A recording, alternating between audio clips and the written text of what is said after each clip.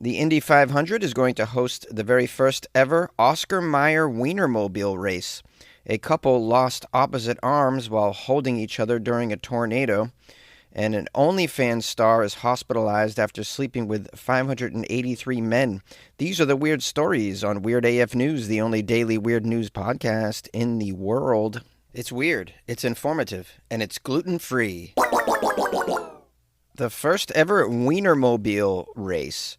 Forget about Formula One, the Dakar Rally, and the 24 hours of Le Mans. Something a whole lot more exciting is coming to the Indianapolis Motor Speedway tomorrow, May 23rd. 6 Wienermobiles are going to race against each other in what's being called the Weenie 500. This is amazing.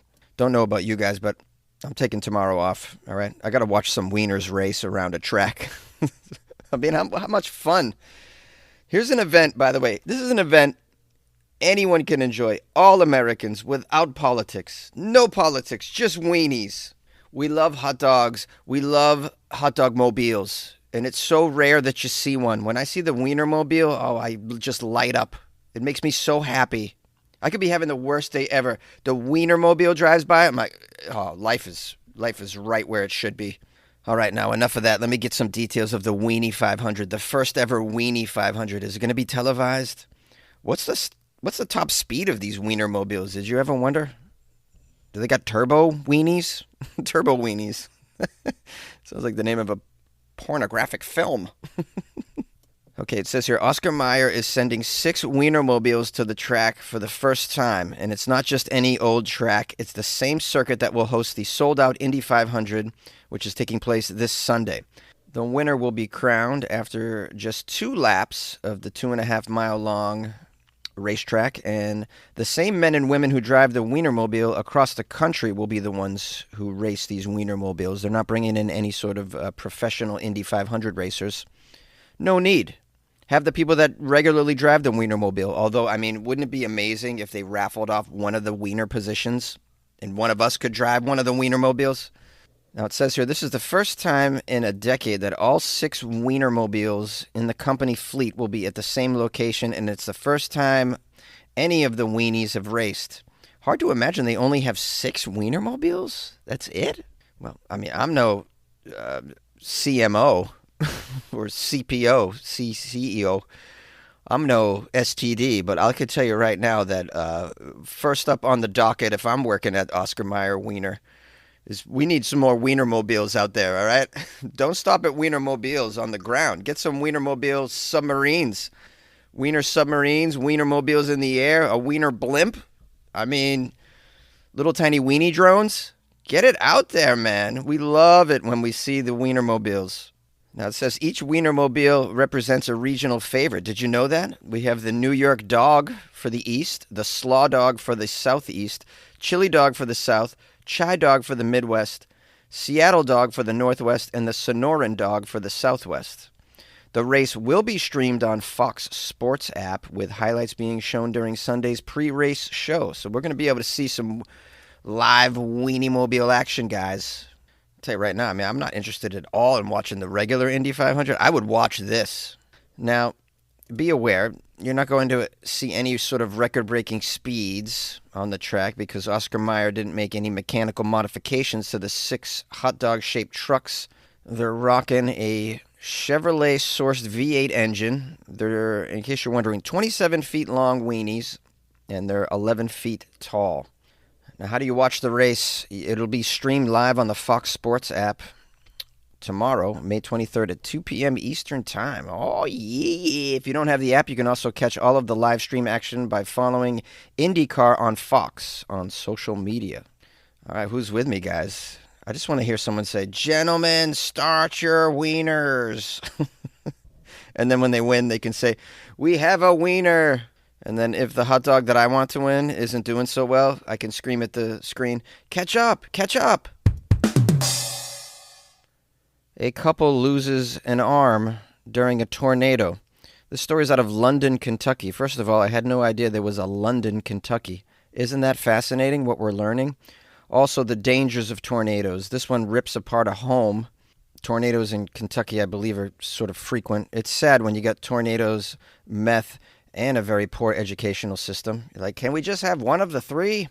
Well, Kentucky has all of these things. We have here a very sad story about a couple that are in their 60s, and they are in a London hospital recovering after a preliminary EF3 tornado tore into their home.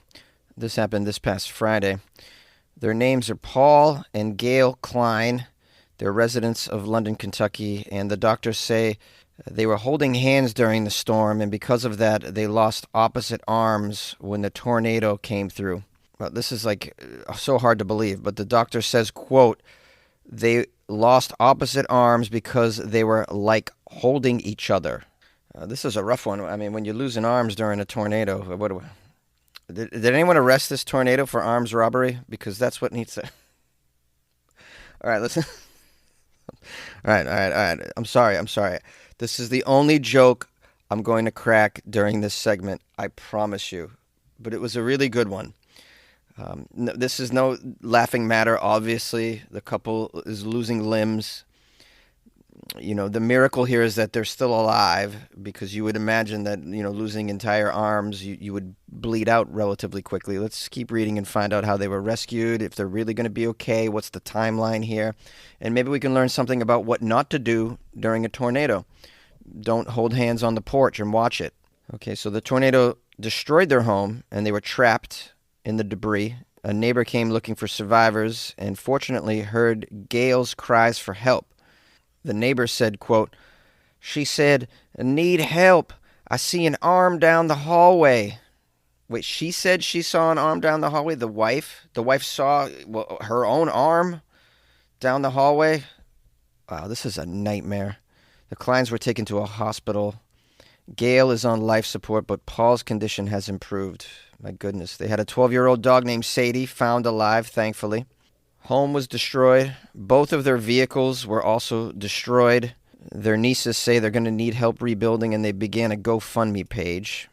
Let me click on this thing. Oh, they've raised over $40,000 already from nearly 1,000 donations. Their goal is $50,000. So I'll put a link to this if you want to donate. It's a nice thing you should do if you're considering getting into heaven at all. Let's also learn a little bit about what do you do during a tornado, because I think we know what not to do. It says the safest place during a tornado generally, and this is pretty obvious, a basement or a storm cellar if you have one. If you don't have access to these, go to an interior room on the lowest floor without windows, such as a bathroom, a closet, or a hallway. Stay away from windows, doors, and outside walls. Yeah, I heard you lay in a tub is also a thing you can do. Is that a myth or is that a thing? I don't know. I shouldn't be giving advice on here about what to do during a tornado. I've never been involved in a tornado, although I saw one from afar when I was in Kansas. What were you doing in Kansas, Jonesy? I was getting arrested, and that's all I have to say about that. Okay, let me wrap up the story here. I'll put a link to the GoFundMe in the description of the podcast if you want to donate to Gail and Paul. Hopefully they'll recover and be all right. I can't imagine going through life missing a major limb. This is a story about perseverance and a story about romance, obviously. They're holding hands during a tornado. I mean, how many of you out there right now are like, oh, that's so sweet. They held hands during a tornado. They lost their arms together. And it's the opposite arm, so they can turn around and still hold hands the other way. Yeah, so romantic. Hi, this is Joe from Vanta. In today's digital world, compliance regulations are changing constantly, and earning customer trust has never mattered more. Vanta helps companies get compliant fast and stay secure with the most advanced AI, automation, and continuous monitoring out there. So whether you're a startup going for your first SOC 2 or ISO 27001, or a growing enterprise managing vendor risk, Vanta makes it quick, easy, and scalable. And I'm not just saying that because I work here. Get started at Vanta.com. An OnlyFans model is hospitalized after sleeping with 583 men. This is an OnlyFans creator named Annie Knight. She's some sort of OnlyFans star. I'm not familiar. Someone sent me this article. It's quite odd. She's been hospitalized after sleeping with, get this, 583 men in 6 hours. What is that, like half a minute each man? Let me see, 6 hours divided by... You know, I don't even want to know. I don't even want to know. It's good to know that 582 men is the limit, though, because at 583, that's when you get hospitalized. All right. Thanks for the data. I'll be sure to share that with the world. Everyone should know. All right, I can't wait to jump into this one because I got so many questions. I mean, what do you get paid for such feats? Is this a world record she was going for? What are these men thinking when they line up? The whole thing is bizarre. This woman is an Australian adult film star. She said she decided to seek medical attention after experiencing bleeding that required further medical testing after completing this coital challenge Sunday, May 18th. So that was her weekend. What are you doing this weekend? I don't know, a little bit of a coital challenge. Coital challenge? It's no wonder she was bleeding. She says, quote, "I'm not doing very well. I've been bleeding a lot since the challenge." You think? She's 28 years old. She suffers from endometriosis. I'm not sure what that is. She says, quote, "It was definitely a bit raw down there, and I did get a small cut." She says she's not sure if the bleeding was caused by her condition or by the challenge. Lady, what are you doing? I mean, is it worth it? This can't be worth it. By the way, this is what conservatives think will happen to their child if they ever watch porn. They're like, this is what's going to happen. They're going to sleep with 583 people. Now, Annie Knight wrote on her Instagram, "I guess 583 guys in a day isn't that good for your body. I'll definitely survive, but it is quite painful and unpleasant at the moment." I mean, dummy. Just a dummy. And please, please don't make this person a role model. Annie is based in Queensland's Gold Coast. She says she was, quote, "shocked by how easy the challenge was despite the after effects." Is it easy? Is it 583 men? That's easy? That doesn't sound easy to me. You're bleeding. Lady, you're bleeding. Is it easy? You're bleeding. Annie's proud, though. She obliterated her previous record of 24 men in one day and surpassed the halfway mark of her goal to sleep with 1,000 men in 2025. That's your goal? In case you guys ever feel terrible about your body count, just think about this dummy. And you know who else is dumb? Is any man that participates in this. I don't understand where your mind is at. Like, what is dude number 345 thinking? Well, it's nice to contribute to a record. Like, what is going through your head? I mean, men are just disgusting. We're just disgusting. 500 men would line up to put it inside a hole in a tree, which also kind of speaks to, like, the unimpressiveness of this, feat. Like, oh, you slept with a lot of men in one day. What'd you do? Put an ad out? I mean, that's how easy it is. Men will just line up, put a ski mask on, and put a number on their chest. I wonder how was there someone counting? Imagine being the counter. 301, 300, hurry up, 302. What do you, your 25 seconds is up. What do you, don't touch a boob. You don't get to touch a boob. It's not part of the deal. Got so many questions. I like to imagine they had a number on their chest, like a marathon runner, like a piece of paper with a big number on there.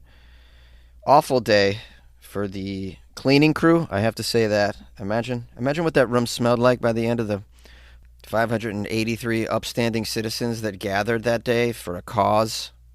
Now, back to the article. Let me wrap this up. There's some more fascinating information. Apparently, Annie received 2,000 registrations for the event. 2,000 men applied. It just blows my mind. All participants were required to wear customized branded condoms and bright pink balaclavas to maintain anonymity. Balaclavas. I'm not sure what that is. I guess a hood. She says she only expected 200 people, was absolutely shocked when over 500 showed up. Lady, why would you be shocked at that? This is Australia, where the men grossly outnumber the women, and they're often drunk. It says, despite the nature of her work, Annie remains unbothered by the criticism. Here's a quote from her. People seem to, get so uptight about it. At the end of the day, these men just want to have sex. God forbid a man has sex, and I'm providing a service for free. Well, yeah, we want to have sex, but not like this. This isn't even really sex. Well, I don't even know what you call that. We want to have sex that lasts longer. You're not standing in line. We didn't just see a dude do his thing on you. There's a guy directly behind me, pulling on it back there. This is not sex. Now, Annie has a heart. She's empathetic. She defends the men that came. She says, quote, "It really upsets me when I see people coming after the guys and being so mean about the guys that showed up because I feel quite protective of them. And so when I see all these negative comments towards them, it really, upsets me." Well, I mean, on some level, she does have a heart. Wonder if any of these guys fell in love with her. I think she likes me. You think she likes you, bro? Guy number 211. I think she likes me, man. The article ends with some fascinating stats about other OnlyFans creators. Bonnie Blue and Lily Phillips took on a challenge of sleeping with 1,000 men in a single day. Bonnie claimed that she slept with 1,057 men in 24 hours in January, while Lily came up quite short. She peaked at 101 men in a single day. She found love at 101. That's going to be the name of her her next movie. Love at 101. I've been waiting my whole life for you, 101. Take that mask off. In fact, I'm going to stop this record right now. Tie that knot. I wonder if this woman, Bonnie Blue, actually did sleep with 1,057 men in 24 hours. That's got to be the record, and that is crazy. I mean, at this point, who gives a damn, right? It's 2025. We're about to go up in flames. The world is out of control. This just seems like a natural conclusion to a morally bankrupt world. Morally bankrupt? Jonesy, you're going deep on us. Not as deep as these men. The NBA playoffs are here, and I'm getting my bets in on FanDuel. Talk to me, Chuck GPT. What do you know? All sorts of interesting stuff, even Charles Barkley's greatest fear. Hey, nobody needs to know that. New customers bet $5 to get $200 in bonus bets if you win. FanDuel, America's #1 sportsbook. 21 plus and present in Virginia. Must be first online real money wager. $5 deposit required. Bonus issued as non-withdrawable bonus bets that expire 7 days after receipt. Restrictions apply. See full terms at FanDuel.com/sportsbook. Gambling problem? Call 1-800-GAMBLER. Hey, my friends and my loyal listeners, thank you for spending some time with your buddy Jonesy and the Weird AF News podcast. That was a very strange episode. I mean, we went to so many bizarre places. That was one for the books, I have to say. I'm a little traumatized from it, actually. Doesn't anyone care about my trauma? I'm the one reading these in a closet. Yeah, I might need therapy after this episode is what I'm saying.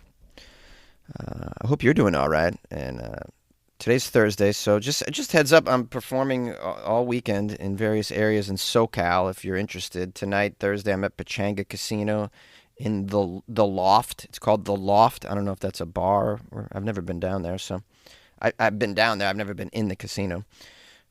Saturday night, I'm on the 10 o'clock show at the Laugh Factory in Long Beach.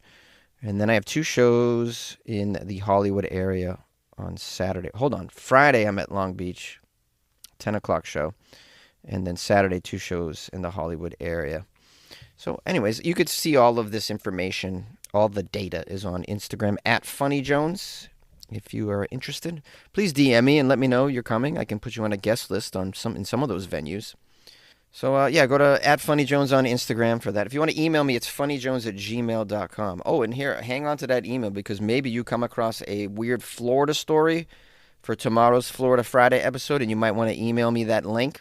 Very important. Those of you new to Weird AF News, on Friday I only do weird news from Florida. So yeah, we call it Florida Friday. So if you come across weird news from Florida from this week, preferably, you can send that on over to me.